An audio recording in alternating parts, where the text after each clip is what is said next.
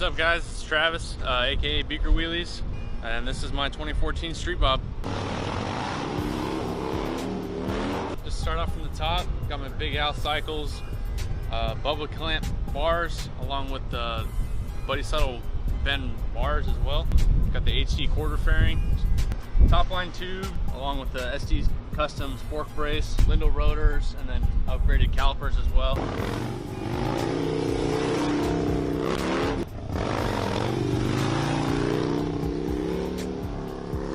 Custom little shorty levers I had my buddy fab up for me. Just some stock levers got cut off and then repowder coated. I got the Fab 28 pipe, 2-in-1 stainless system.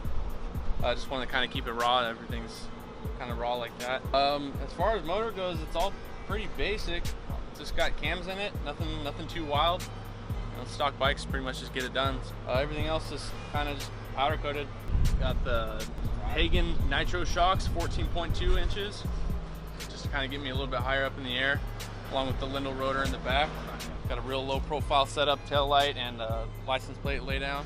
Got the Alloy Art turn signal struts, just to, again, more low profile turn signals. I got bulletproof chain kit, along with the PBI sprockets, front and rear. I mean, that's really about it. There's nothing to these things.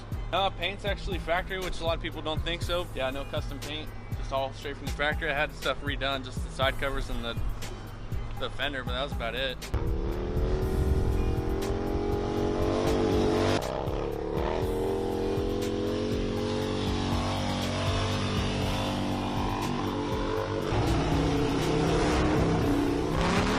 All right guys, well that's it.